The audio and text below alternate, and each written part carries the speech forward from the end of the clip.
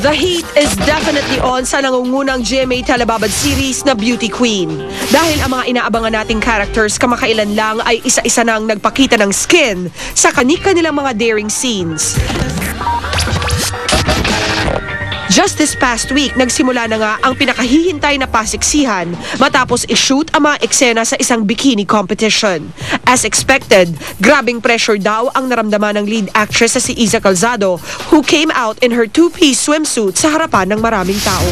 Sabi ko talagang I just have to focus on the job itself, on the scene.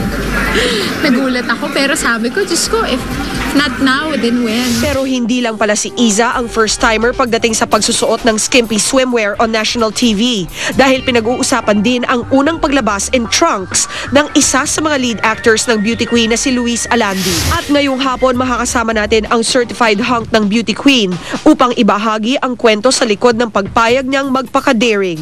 Pati na ang mga usap-usapang nagkailangan daw sila na mga kasamahan dahil sa mga sexing eksena. Luis Alandi, live na live.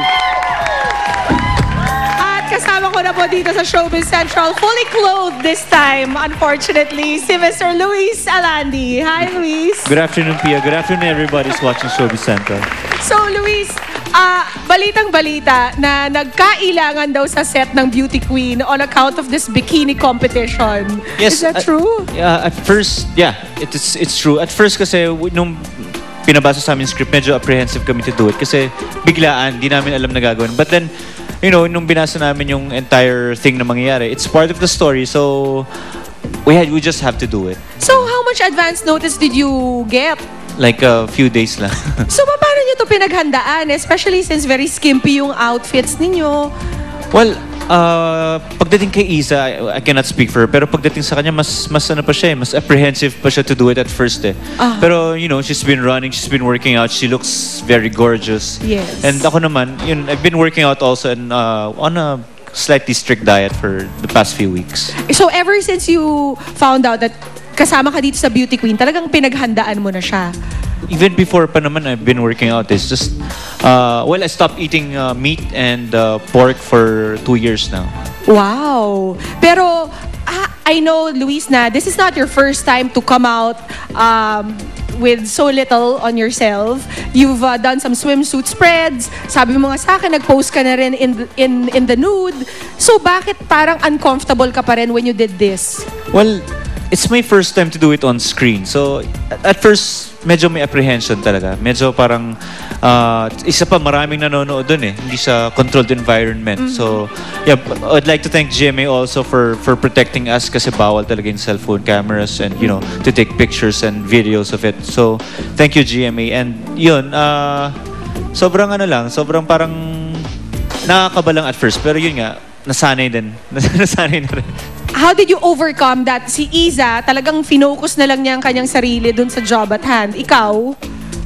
Just got into the character. Yung character ko dun, as Dante, I mean, yun na lang yung inisip ko na walang camera, walang nanonood. Just focus on the job and pag natapos na, then it's done. So, ang tanong, kailan natin to makikita? In full. Because right now we're seeing just a preview of it, pero kailan natin mapapanood tong mga eksenang ito? Bukas na po at sa Tuesday. Buong linggo po yung ipapalabas yung Mr. and Miss Bikini Open sa Beauty Queen. Sa bukas na po yan. Tsaka sa Tuesday. Does this mean, Luis, that we can expect you to be doing more sexy scenes in the future? I hope not. It's hard. It's hard. Minsan, you really have to set your mind to do it eh. But if it calls for the role and for the character, why not? Yeah. Yeah, well, I think you've gone over the first hump already, so it won't be very difficult to keep doing it again. Worried ka ba about what your friends might think after they see this, or your parents maybe? I don't know. Pag napanood siguro nila, doon ko lang makikita yung reaction. But then, as of now, siguro, pagtatawanan at first. Ang tanong, magta-trunks ka ba talaga kapag nag-swimming ka na in the beach? Yun nga yung pinapractice ko ngayon eh. Halos araw-araw na lang siguro magta-trunks ako para sanay na sanay na. Okay, Luis, maraming salamat for visiting us here in Showbiz Central. Thank you so much for having me. And congratulations for the success of Beauty Queen. Thank you so much. At magbabalik pa po ang Showbiz Central with a lot more stories. Please stay with us.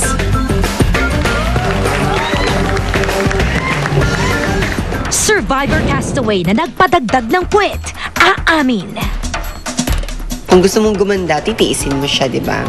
Mahirap sa simula, masakit, Michelle Madrigal, sinisisi si Aubrey Miles sa kanyang pagkaka-vote out sa Survivor. Tutukan ang pagsabog ni Michelle live sa ika-37